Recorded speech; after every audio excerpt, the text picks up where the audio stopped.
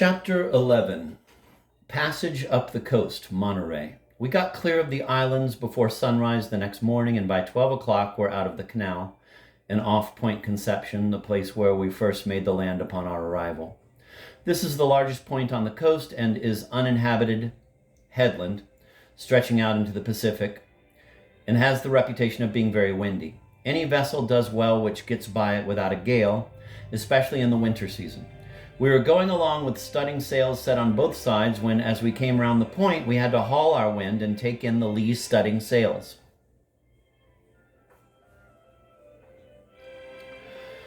As the brig came more upon the wind, she felt it more, and we doused the sky sails, but kept the weather studding sails on her, bracing the yards forward so that the swinging boom nearly touched the sprit sail yard. She now lay over to it. The wind was freshening, and the captain was evidently dragging on to her. His brother and Mr. R, looking a little squally, said something to him, but he only answered that he knew the vessel and what she would carry.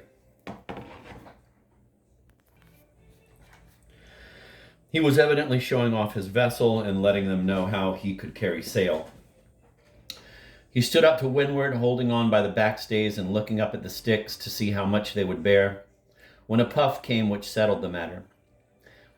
Then it was haul down and clew up, royals, flying jib, and studding sails all at once.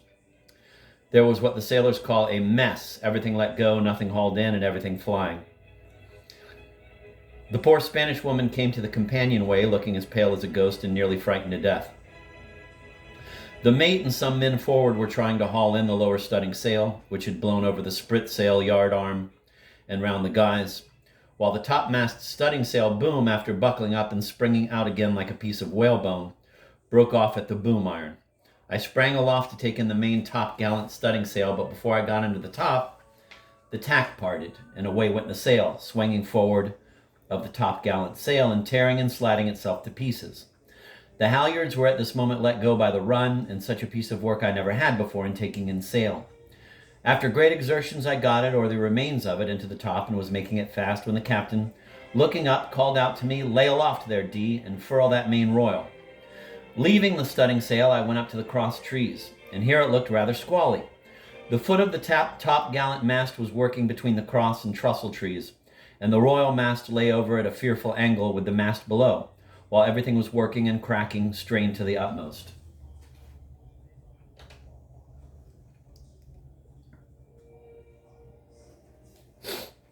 There's nothing for Jack to do but to obey orders, and I went up upon the yard, and there was a worse mess, if possible, than I had left below.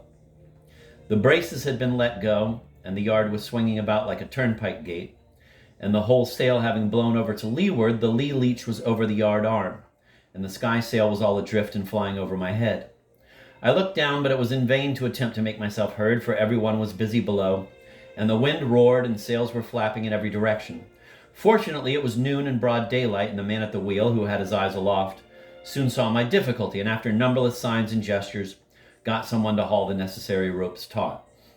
During this interval, I took a look below. Everything was in confusion on deck. The little vessel was tearing through the water as if she were mad, the seas flying over her, and the masts leaning over at an angle of 45 degrees from the vertical.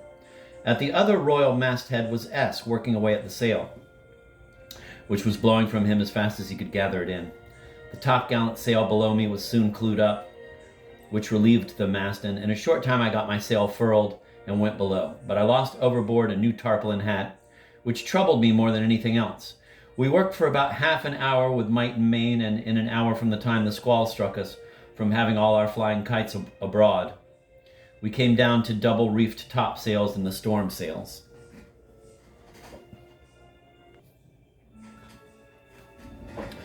The wind had hauled ahead during the squall, and we were standing directly in for the point. So as soon as we had got all snug, we wore round and stood off again, and had the pleasant prospect of beating up to Monterey, a distance of 100 miles, against a violent headwind.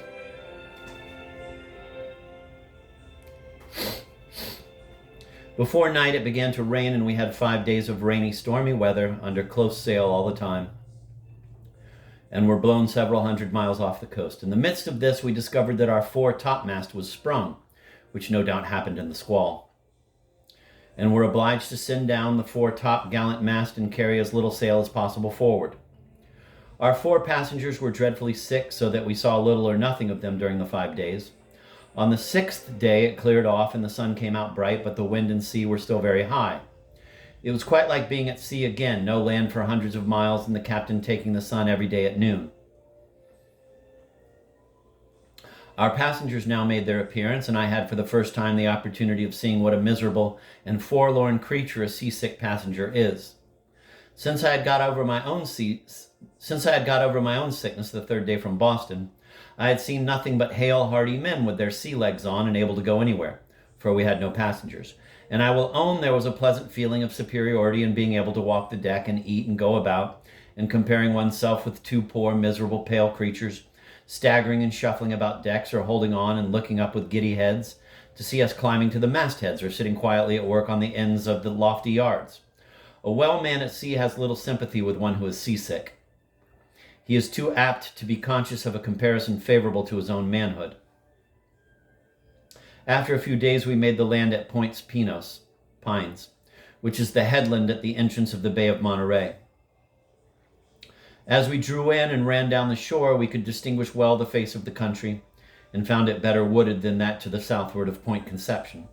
In fact, as I afterwards discovered, Point Conception may be made the dividing line between 2 different faces of the country. As you go to the northward of the point, the country becomes more wooded, has a richer appearance, and is better supplied with water.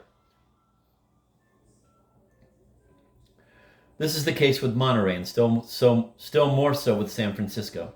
While the southward of the point, as at Santa Barbara, San Pedro, and particularly San Diego, there is very little wood, and the country has a naked, level appearance, though it is still very fertile.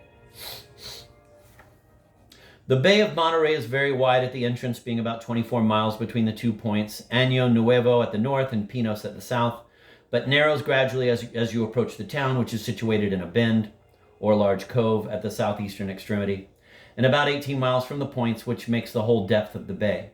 The shores are extremely well wooded, the pine abounding upon them, and as it was now the rainy season, everything was as green as nature could make it. The grass, the leaves, and all, the birds were singing in the woods, and great numbers of wild fowl were flying over our heads. Here we could lie safe from the southeasters. We came to anchor within 2 cable lengths of the shore, and the town lay directly before us, making a very pretty appearance. Its houses being plastered, which gives a much better effect than those of Santa Barbara, which are of a mud color. The red tiles, too, on the roofs contrasted well with the white plastered sides and with the extreme greenness of the lawn upon which the houses, about 100 in number, were dotted about here and there irregularly. There are in this place and in every town and in every other town which I saw in California no streets or fences, except here and there a small patch was fenced in for a garden, so that the houses are placed at random upon the green, which, as they are of 1 story and of the cottage form, gives them a pretty effect when seen from a little distance. It was a fine Saturday afternoon when we came to anchor, the sun about an hour high and everything looking pleasantly. The Mexican flag was flying from the little square Presidio, and the drums and trumpets of the soldiers who were out on parade sounded over the water and gave great life to the scene. Everyone was delighted with the appearance of things. We felt as though we had got into a Christian, which in the sailor's vocabulary means civilized, country. The first impression which California had made upon us was very disagreeable. The open roadstead of Santa Barbara, anchoring 3 miles from the shore, running out to sea before every southeaster, landing in a high surf, with a little dark-looking town a mile from the beach and not a sound to be heard or anything to be seen but Sandwich Islanders, hides, and tallow bags. Add to this the gale off Point Conception, and no one can be at a loss to account for our agreeable disappointment in Monterey. Beside all this, we soon learned, which was of no small importance to us, that there was little or no surf here, and this afternoon the beach was as smooth as a duck pond. We landed the agent and passengers and found several persons waiting for them on the beach, among whom were some who, though dressed in the costume of the country, spoke English, and who, we afterwards learned, were English and Americans who had married and settled in the country. I also connected with our arrival here another circumstance which more nearly concerns myself, viz., my first act of what the sailors will allow to be seamanship, sending down a royal yard. I had seen it done once or twice at sea, and an old sailor, whose favor I had taken some pains to gain, had taught me carefully everything which was necessary to be done, and in its proper order, and advised me to take the first opportunity when we were in port, and try it. I told the second mate, with whom I had been pretty thick when he was before the mast, that I would do it, and got him to ask the mate to send me up the first time they were struck. Accordingly, I was called upon and went up, repeating the operations over in my mind, taking care to get everything in its order, for the slightest mistake spoils the whole. Fortunately, I got through without any word from the officer and heard the "well done" of the mate, when the yard reached the deck, with as much satisfaction as I ever felt at Cambridge on seeing a bene at the foot of a Latin exercise. Chapter 12, Life at Monterey.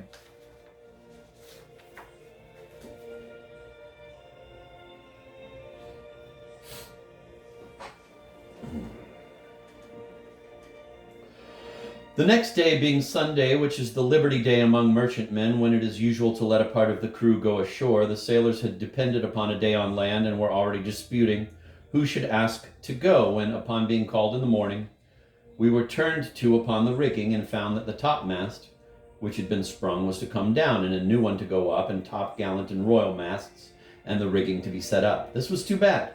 If there is anything that irritates sailors and makes them feel hardly used, it is being deprived of their Sabbath. Not that they would always, or indeed generally, spend it religiously, but it is their only day of rest. Then, too, they are often necessarily deprived of it by storms and unavoidable duties of all kinds, that to take it from them when lying quietly and safely in port, without any urgent reason, bears the more hardly. The only reason in this case was that the captain had determined to have the custom house officers on board on Monday and wished to have his brig in order. Jack is a slave aboard ship, but still he has many opportunities of thwarting and balking his master. When there is danger or necessity, or when he is well used, no one can work faster than he, but the instant he feels that he is kept at work for nothing, no sloth could make less headway. He must not refuse his duty or be in any way disobedient, but all the work that an officer gets out of him, he may be welcome to. Every man who has been 3 months at sea knows how to, quote, work Tom Cox's traverse, end of quote. Quote, 3 turns round the longboat and a pull at the scuttlebutt, end of quote. This morning everything went in this way.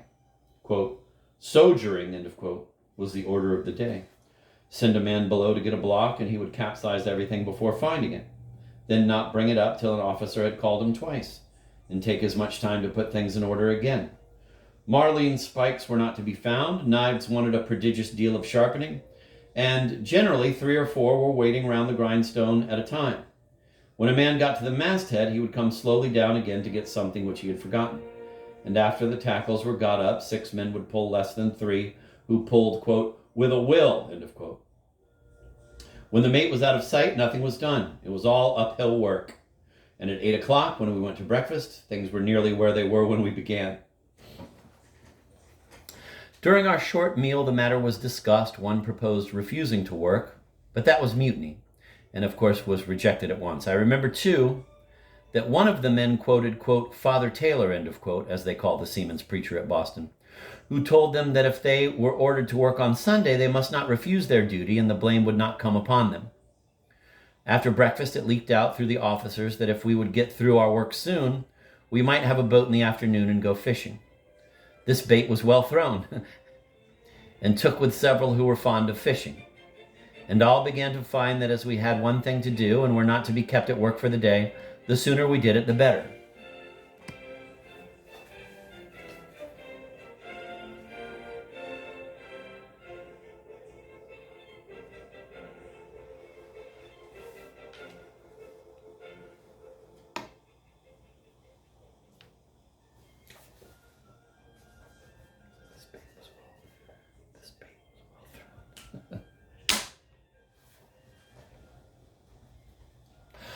Accordingly, things took a new aspect, and before 2 o'clock this work, which was in a fair way to last 2 days, was done, and 5 of us went a-fishing in the jolly boat in the direction of Point Pinos. But leave to go ashore was refused. Here we saw the Loriotte, which sailed with us from Santa Barbara, coming slowly in with a light sea breeze, which sets in towards afternoon, having been becalmed off the point all the first part of the day. We took several fish of various kinds, among which cod and perch abounded, and F, the ci-devant second mate, who was of our number, brought up with his hook a large and beautiful pearl oyster shell, We afterwards learned that this place was celebrated for shells and that a small schooner had made a good voyage by carrying a cargo of them to the United States. We returned by sundown and found the Laureate at anchor within a cable's length of the Pilgrim. The next day we were, quote, turned to, end of quote, early, and began taking off the hatches, overhauling the cargo, and getting everything ready for inspection. At 8, the officers of the customs, 5 in number, came on board and began overhauling the cargo, manifest, etc. The Mexican revenue laws are very strict and require the whole cargo to be landed, examined, and taken on board again, but our agent, Mr. R., had succeeded in compounding with them for the 2 last vessels and saving the trouble of taking the cargo ashore. The officers were dressed in the costume which we found prevailed through the country. A broad-brimmed hat, usually of a black or dark brown color, with a gilt or figured band round the crown and lined inside with silk, a short jacket of silk or figured calico. The European skirted body coat is never worn. The shirt open in the neck, rich waistcoat if any, pantaloons wide, straight and long, usually of velvet, velveteen, or broadcloth, or else short breeches and white stockings. They wear the deerskin shoe, which is of a dark brown color and, being made by Indians, usually a good deal ornamented. They have no suspenders, but always wear a sash round the waist, which is generally red, and varying in quality with the means of the wearer. Add to this the never-failing cloak, and you have the dress of the Californian. This last garment, the cloak, is always a mark of the rank and wealth of the owner. The, quote, gente de raison, end of quote, or aristocracy, wear cloaks of black or dark blue broadcloth with as much velvet and trimmings as may be. And from this they go down to the blanket of the Indian. The middle class is wearing something like a large tablecloth, with a hole in the middle for the head to go through. This is often as coarse as a blanket, but being beautifully woven with various colors, is quite showy at a distance. Among the Mexicans there is no working class, the Indians being slaves and doing all the hard work. And every rich man looks like a grandee, and every poor scamp like a broken-down gentleman. I have often seen a man with a fine figure and courteous manners, dressed in broadcloth and velvet, with a noble horse completely covered with trappings, without a real in his pocket, and absolutely suffering for something to eat.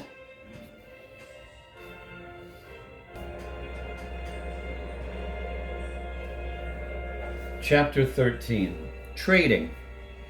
A British Sailor. The next day, the cargo having been entered in due form, we began trading. The trade room was fitted up in the steerage and furnished out with the lighter goods and with specimens of the rest of the cargo, and M., a young man who came out from Boston with us before the mast, was taken out of the forecastle and made supercargo's clerk. He was well qualified for the business, having been clerk in a counting house in Boston.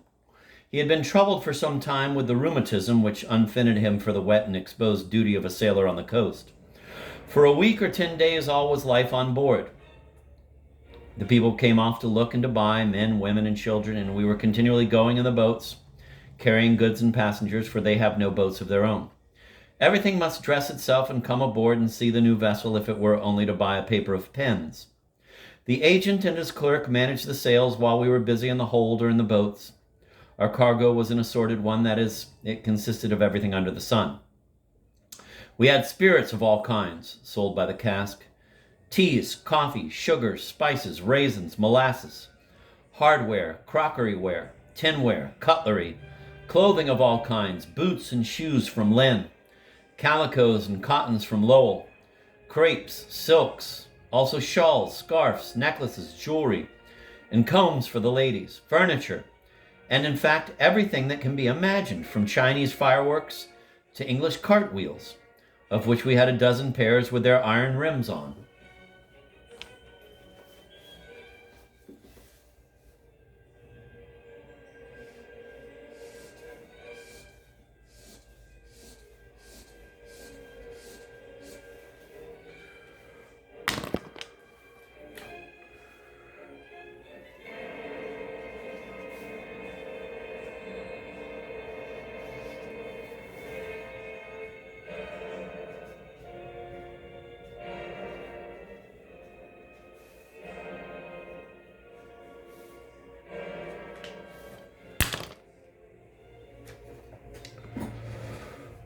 I want to read that again because I want to read what the cargo was. Our cargo was an assorted one. That is, it consisted of everything under the sun.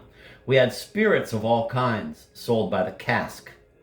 Teas, coffee, sugars, spices, raisins, molasses, hardware, crockeryware, tinware, cutlery, clothing of all kinds, boots and shoes from Lynn, calicos and cottons from Lowell, crepes, silks, also shawls, scarfs, necklaces, jewelry, and combs for the ladies. Combs were for the ladies. Men didn't use combs. Furniture, and in fact, everything that can be imagined, from Chinese fireworks to English cart wheels, of which we had a dozen pairs with their iron rims on.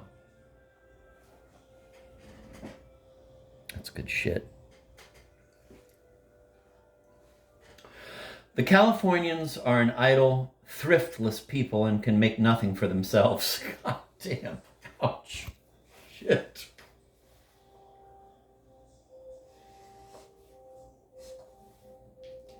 Damn. Nasty.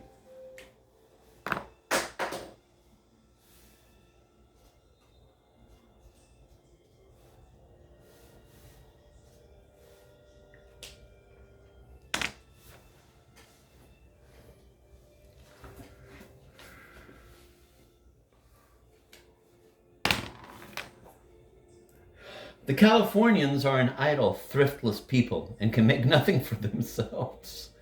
The country abounds in grapes, yet they buy bad wines made in Boston and brought round by us at an immense price and retail it among themselves at a real, 12.5 cents, by the small wine glass.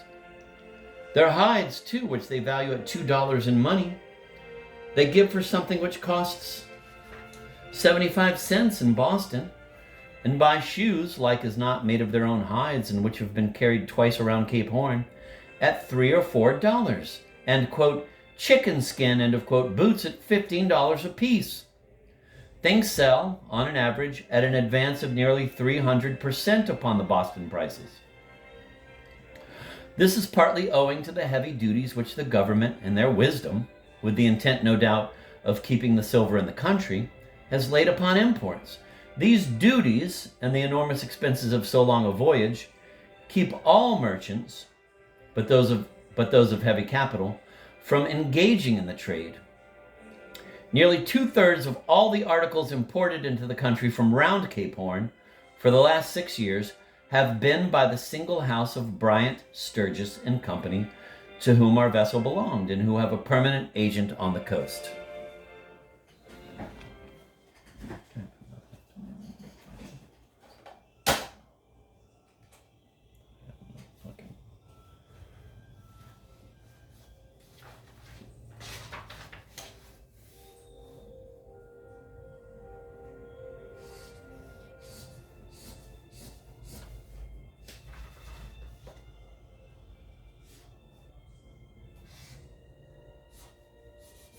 Jute. Gotta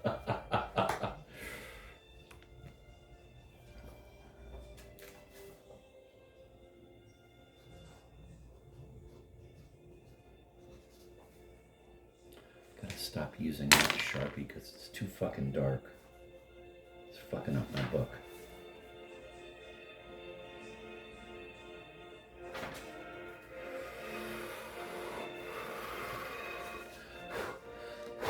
I'm going to read that paragraph again because I want to.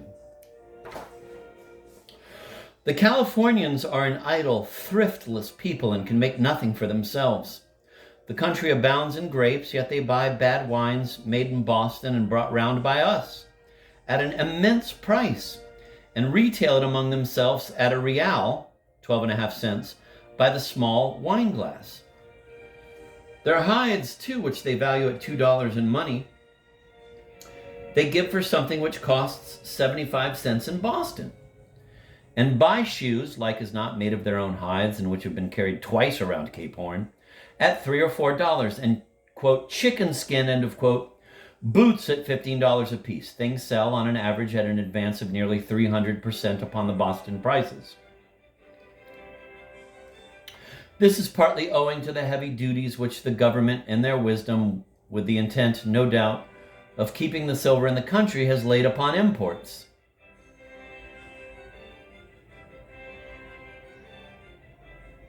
These duties and the enormous expenses of so long a voyage keep all merchants, but those of heavy capital, from engaging in the trade.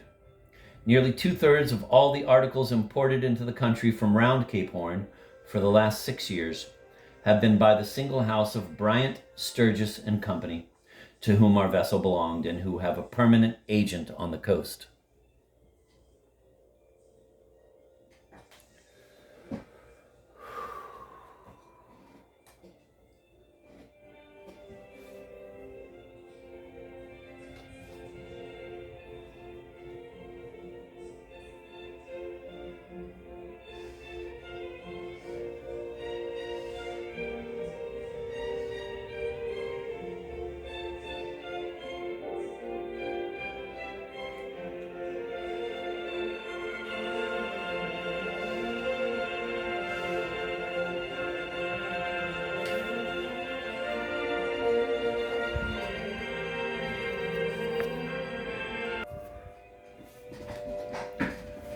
This kind of business was new to us, and we liked it very well for a few days, though we were hard at work every minute from daylight to dark, and sometimes even later.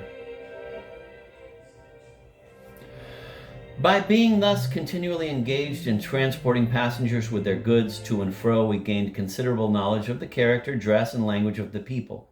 The dress of the men was as I have before described it. The women wore gowns of various texture, silks, crepe, calicoes, etc., made after the European style, except that the sleeves were short, leaving the arm bare, and that they were loose above the waist, having no corsets. They wore shoes of kid or satin, sashes or belts of bright colors, and almost always a necklace and earrings.